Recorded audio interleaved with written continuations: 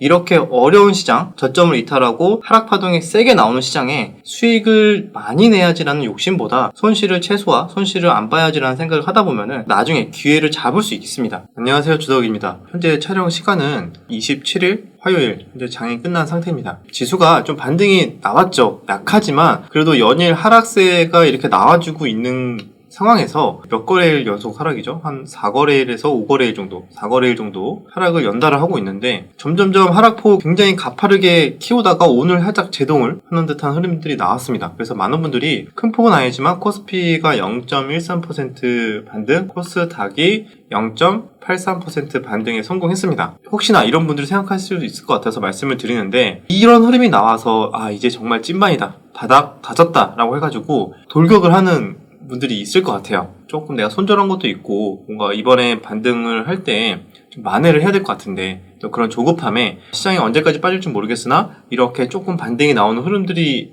보여지니까 복구할 기회는 지금뿐이야 라고 생각하면서 조급한 마음에 털린 것도 있고 이런 마음이 있어서 급하게 매매를 할 수가 있어요. 그래서 분봉에서도 보면은 코스닥이 마지막에 이렇게 강하게 흐름이 나와줬거든요. 그 이유 중에 하나는 일단 물론 반발 매수세도 있었겠지만 과대 낙폭에 따른 미국 나스닥 선물도 갑자기 한 조금 반등이 좀 나와주면서 플러스 1%대 지금 상승이 나와주고 있습니다. 이게 사실 이렇게 의미 있는 강한 흐름은 아니거든요. 전형적으로 많이 빠져서 어느 정도 반발 매수세로 인해서 오를 수 있는 정도의 폭이다. 그런데 많은 분들이 이런 조그만 반등에도 뭔가 이게 진짜 반등이지 않을까라고 생각하고 혹시나 오늘 저녁에 밤이 지나고 미국장을 확인했는데 심지어 미국장도 반등에 성공했어. 1% 내지는 2% 정도 만약에 반등에 성공을 해서 이제 진짜 바닥 다졌구나, 이제 올라갈 일만 남았다라고 생각해서 내일도 우리나라 만약에 시초가가 살짝 갭 떠서 시작할 수 있겠죠. 근데 거기에서 올라간다고 그냥 덥석 잡았다가는 엄청나게 큰 엇박자가 맞으면서 한 번 더 크게 맞을 수가 있거든요. 왜 이런 흐름들이 나올 수 있는지 그 부분에서 좀 말씀을 드리고 거기에 따라서 저의 추가적으로 여기서 지수가 더 많이 빠진다 라고 생각했을 때는 저 같으면은 이런 종목들, 이런 섹터를 공략을 하겠다까지 말씀을 드리면서 마무리하도록 하겠습니다. 일단 지수가 반등 나왔는데 왜 주덕은 여기에서 안심할 단계가 아니고 올라가더라도 또 맞고 떨어진다, 그럴 가능성이 높다라고 말씀을 드린 이유가 연달아 이렇게 신저가를 좀 뚫고 내려갔어요. 코스피도 그렇고 코스닥이 유독 더 크게 큰 폭의 하락이 나왔죠. 그러면 여러분들 제가 예전에 개별 종목들 차트 분석할 때 강하게 상승 이후에 살짝의 눌림목이 나와주면은 가장 좋아하는 눌림목이 뭐라 그랬죠? 3일선 내지는 5일선, 특히 5일선 매매에 대해서 많이 다뤘었죠. 그리고 실제로 강했던 종목이 한 번의 강한 기준봉, 장대 양봉 이후에 살짝 눌리고 반등이 세게 나온 종목이 많아요. 물론 거래대금도 있고 재료도 봐야 되고 이런 거에 대해서 부수적인 설명도 많이 드렸지만 큰 흐름에서 봤을 때 지수 ETF, 그러니까 지수도 마찬가지예요. 그러니까 이게 어떤 의미냐면은 지수가 항상 맞진 않죠. 근데 특정 구간에서 의미 있는 구간을 돌파한다던가 아니면은 꽤 큰 이격이 벌어지면서, 이격이 벌어진다는 거는 꽤 큰 폭의 변동성이 생겼다는 거예요. 그 변동성은 상승으로도 마찬가지, 하락으로도 마찬가지예요. 상승으로도 만약에 지수가 의미있게 단기적으로 4%, 5% 이상 상승했다면은 그것도 마찬가지로 조정이 나왔을 때 5일선 구간에서는 5일선을 타고 추가적으로 반등이 나오는 걸 생각할 수가 있는데 지금은 오히려 밑으로 장대 음봉이 나오면서 빠졌죠. 그러면은 어떻게 해석을 해야 될까요? 단기적으로 기술적 반등이 나오더라도 첫 번째 5일선 저항을 맞고 떨어지는 것도 우리는 생각을 할 필요가 있다. 이런 패턴은 계속 과거에도 반복이 되었고 앞으로도 계속 반복이 될 거기 때문에 하나의 예시로 과거에 어떤 흐름들이 나왔었는지 한번 보여드릴게요. 자, 얼마 되지도 않았습니다. 최근 사례로 만약에 제가 설명을 드리자면은 이때 6월 달에 하락 3파동이 세게 나왔어요. 그러니까 하락 3파동이라고 말씀드리는 이유는 올해로 봤을 때 첫 번째 하락 파동이 세게 나온 게 1월 달에 나왔습니다. 1월 달에 이렇게 큰 폭의 한 마이너스 20%에 가까운 이런 하락이 나왔고, 그리고 나서 상승 2파, 그러니까 조정 2파죠. 조정 2파가 한 3개월에서 4개월 정도 진행이 된 이후에, 그 다음에 하락 3파는 6월 달에 또 강하게 20%가량 나왔습니다. 그리고 조정 4파죠. 상승 4파라고도 볼 수 있고, 그 조정 4파가 한 2개월 정도 진행이 된 이후에 지금 9월 달부터 현재 하락 5파가 진행되고 있다. 현재까지 기준으로는 마이너스 14% 정도까지 빠진 상황입니다. 하락 1파와 하락 3파는 마이너스 20% 정도까지 빠졌지만 현재까지 하락 5파는 마이너스 14%에서 15% 정도까지 하락한 상태라고 볼 수가 있어요. 그러면 보통 파동이론까지 들어가면 내용이 좀 길어지니까 만약에 파동이론까지 간다면은 일반적으로 하락 5파가 파동이 가장 길다고는 합니다. 상승 5파도 마찬가지.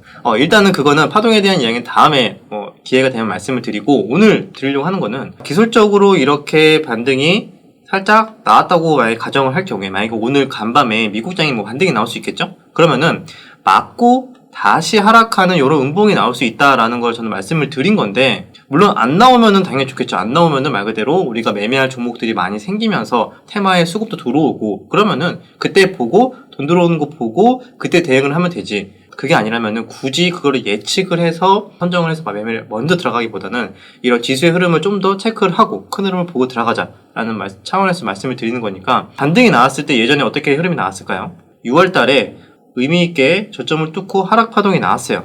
그럴 때 중간에 이렇게 한 번씩 반등이 나옵니다. 이것도 결국에는 플러스는 아니었죠. 그런데 요때도 플러스가 아마 나왔을 거예요. 이렇게 전날 코스닥 지수 기준으로 거의 마이너스 4% 정도까지 하락이 나왔다가 그 다음날 화요일날 플러스 1% 상승이 나오는 이런 캔들이 나왔습니다. 자, 이런 캔들이죠. 이런 캔들이 나왔어요. 이것도 마찬가지로 볼 수는 있습니다. 이것도 마찬가지죠. 근데 결국에는 종가 기준으로 마이너스이기 때문에 비슷한 사례지만, 장중 반등이 그래도 괜찮게 나왔지만 그 다음날 오히려 5일선, 요 5일선을 요렇게 막고 장대 음봉이 나오는 경우를 이렇게 자주 볼 수가 있어요. 이런 경우에는 어떻게 보면 5일선 저항을 맞고 떨어지는 게 보통 한 2번에서 3번 이상 나왔다고 볼 수가 있겠죠. 그러면 이날 흐름이 어땠을까, 미국장은? 자, 우리나라가 6월 21일 날 화요일 날 기준으로 설명을 드리자면은, 전날 강하게 하락을 하고 난 이후에 반발 매수세로 인해서 소폭의 반등이 나왔습니다. 그러면 이때 많은 분들이 다행이다, 하락을 멈췄구나, 이제 반등 시작인가? 라고 많이들 생각하셨을 거예요. 그런데 미국장도 마찬가지로 우리나라가 이날 21일이니까 미국장도 마찬가지로 21일 날 지수를 봐야겠죠? 그러면 우리나라는 22일 날 오전에, 미국의 21일이 우리나라 22일 날 오전에 반영이 됩니다. 그렇게 봤을 때 미국장의 6월 21일 이날 볼까요? 자, 이날을 보자면 요 캔들이네요. 21일 나스닥입니다. 나스닥 기준으로 2.5%대 상승이 나왔어요. 그럼 이것도 자 보시면은, 나스닥이 신저가를 만들고 쭉쭉 빠지다가 갑자기 반등이 세게 나와줬다. 2%대 반등이 나와줬어요. 그럼 우리나라도 전날에 반등이 조금 1% 성공을 했고, 미국장도 심지어 자고 일어났는데 2%대 반등이 나왔어요. 그냥 화요일이죠. 그러면 우리나라가 다음날 보통 어떻게 시작하죠? 나스닥이 2% 넘게 올랐대. 그러면은 오전부터 갭상승을 하면서 매수하자 하면서 갭상승이 시작이 됩니다. 그래서 우리나라 지수 다시 보시면은 요날 21일 이후에 22일 날 오전에 미국장의 반등에 영향을 받아서 시초가가 코스닥 기준으로 0.63% 상승 출발을 시작합니다. 그리고 나서 어떻게 됐죠? 미국장이 2% 반등 나왔는데 우리나라는 그 다음날 마이너스 4%를 하락을 하면서 저점을 뚫고 내려갔어요. 이때 정말 지금도 조금은 기억이 나는데 아마 많은 사람들이 좀 패닉에 빠졌을 겁니다. 왜냐면 미국장 반등 나오는 거 보고 안심하고 오늘은 적극적으로 매매해도 괜찮겠지라고 생각을 해서 오전부터 갭 떴을 때 막 추격 매수하고 따라가고 매매했는데 하루 종일 원웨이 하락으로 밀어내면서 종가 저가로 마감을 하니까 결국에는 버티지 못하고 투매에 동참하거나 굉장히 큰 손절이 나가고 이런 식의 흐름들이 많이 나오거든요. 이게 흔히 말해서 엇박자가 굉장히 잘 나옵니다. 왜냐면은 미국장도 결국에는 현재까지를 반영하는 거고 이 다음날 빠질 수도 있는 거고 그건 알 수 없기 때문에 우리도 결국에는 차트상 저항대나 이런 것들을 보면서 좀 참고를 해야 되거든요. 그래서 결국에는 이런 차트상 의미 있는 가격대를 회복하기 전까지는 계속 저항대 맞고 떨어지고 이런 것도 적어도 좀 생각을 해야 된다. 특히 제가 예전에도 많이 말씀드렸던 첫 번째 자리, 두 번째 자리는 중요하다고 말씀을 드렸던 것처럼 마찬가지예요. 지수도 의미 있는 흐름들이 나오고 난 이후에 같은 지지라인, 같은 저항대여도 첫 번째 라인에서는 좀 더 그 기술적인 반등의 강도가 세기 때문에 우린 그 부분에 대해서 단기적으로 반등이 나온다고 해갖고 와 하면서 달려갈 필요가 없다는 거죠. 한 번 더 확인할 필요가 있다. 그 부분에서 말씀을 드린 거예요. 그래서 내일 만약에 오늘 미국장이 좋게 반등이 나온다 하더라도 뭐 생각보다 미국장이 진짜 말도 안 되는 급반등 막 4% 이상 5% 이상 급반등이 나오면은 그나마 모를까 좀 어설프게 막 1, 2% 반등 나온다? 너무 좋다 달려드는 게 아니라 이런 흐름들이 엇박자로 나올 수도 있으니까 좀 더 조심하자. 수익보다 조심해야 되는 거는 손실을 안 보는 것. 리스크 관리가 첫 번째, 두 번째도 더 중요하기 때문에 결국에는 이런 것들을 좀 이런 흐름들이 나와주는지 계속 확인을 하는 게 중요합니다. 그래서 만약에 저런 흐름들이 나와준다면은 내일도 갭 상승을 하더라도 특정 저항대, 그러니까 5일선이 내일 어떻게 되겠죠? 내일 시뮬레이션을 돌려보면 내일 5일선이 요 정도 구간이 되네요. 한 710포인트 정도 구간이 되는데 맞고 떨어지는 것까지 만약 계산을 한다면은 사실 705포인트 정도 얼마 되지 않아요. 그러니까 약 1%에서 1.5% 상승만 나오더라도 5일선 저항대를 맞고 떨어질 수 있는 구간이라고 생각하시면 됩니다. 그럼 그 구간이 어디까지 떨어질지는 모르는 상황이기 때문에 그걸 확인하고 저 같으면 좀 대응을 할 것 같다. 전 개인적으로 그렇게 조금 보고 시나리오를 짜고 있고, 그래서 만약에 여기서 맞고 떨어진다면은 종목들이 대부분 투매가 나오겠죠? 그러면 그때 나는 어떤 섹터를 공략을 할까? 어떤 관심 종목을 공략할까도 미리 준비를 지금 다 해놔야 돼요. 그런데 예상과 달리 맞고 떨어지는 게 아니라 생각보다 강한 흐름으로 만약에 700선을 강력하게 회복하고 버텨준다. 또는 5일선을 돌파를 한다. 만약에 이런 흐름들이 나와주면은 이런 상승폭에 대해서는 못 모은 건 좀 아쉽지만 솔직히 그거를 빼고도 사실 매매할 만한 게 많이 없는 것도 사실이거든요. 오히려 지수가 살아나는 시그널이 나와준다. 수급이 다시 돌아온다. 그때 알아서 시장이 매매할 만한 많은 종목들을 만들어줘요. 강한 테마군들, 그리고 뭐 강한 섹터, 새로운 테마, 개별 종목 이런 것들을 알아서 만들어주니까 차라리 그렇게 알아서 만들어주는 거를 확인을 하고 그때 매매를 해도 저는 나쁘지 않다고 생각합니다. 근데 어쨌든 뭐 별개의 이야기지만 이번 주에 하락 시장이 굉장히 안 좋음에도 불구하고 제가 주말 영상에서 말씀드렸던 로봇 섹터는 지금 굉장히 견조하거든요. 그래서 계속 오르고 있는 모습이 나와주고 있는데 물론 일부 우선순위에서 좀 벗어나는 약한 종목들은 같이 빠지긴 했습니다. 근데 레인보우 로보틱스나 이런 종목들은 비교적 잘 버티더라고요. 그래서 어쨌든 이런 개별 강한 종목들 섹터들 말고는 어쩔 수 없이 지수 흐름에 굉장히 크게 당할 수가 있습니다. 그래서 이렇게 좀 오늘은 좀 지수 흐름에 대해서 좀 많이 말씀을 드렸어요. 그래서 마지막으로 그럼 이렇게 맞고 떨어지는 것까지 만약 우리가 예상을 한다. 그러면 그게 실제로 현실화가 됐을 때 당황하지 않고 그 다음 수를 생각을 해야 돼요. 그래서 지금 사실 많은 이 시장에 노련한 투자자들, 노련한 트레이더분들은 지금 벌써 계좌 준비하고 있어요. 현금이나 신용을 준비해서 벌써부터 과대 낙폭을 어떻게 공략을 할지 지금 째려보고 있는 분들이 굉장히 많을 겁니다. 이전에도 이렇게 단기 하락폭이 크게 나왔을 때 계속 과대 낙폭을 공략을 잘해서 수익을 내는 분들이 항상 있었고, 이런 구간이 1년에 자주 나오는 구간은 아니라서 이럴 때마다 잘 관망을 하다가 저점을 잡으려고 계좌를 준비하는 분들이 있어요. 그런 분들이 지금 관심 있게 보고 있는 시장 상황이다까지 말씀을 드리고, 여기에서 5일선 저항이 만약에 세게 한 방 나와준다, 전저점을 이탈하는 세게 하락하는 한 방이 나와준다면은 당황하고 다 손절하고 뭐 이런 게 아니라 그때 나는 어떤 종목을 공략해야 되겠다까지 생각을 해야겠죠. 그래서 저는 개인적으로 그런 안 좋은 흐름들이 만약에 나와준다 그러면은 뭘 공략을 할지 한번 생각을 해봤어요. 최근에 강했던 종목들 중에서 과대 낙폭이랑 같이 겹쳐야 되거든요. 그래서 예를 들면은 로봇주가 빠진다? 그러면은 로봇주는 사실 최근에 빠진 것도 없어요. 그럴 때 같이 공략하기에는 조금 안 맞을 수 있습니다. 그래서 지수의 영향을 제대로 받아서 같이 빠졌는데 그 빠지기 전에는 주도주의 역할을 했었고 비교적 시장보다 강했던 흐름이 나왔던 종목, 그리고 첫 번째로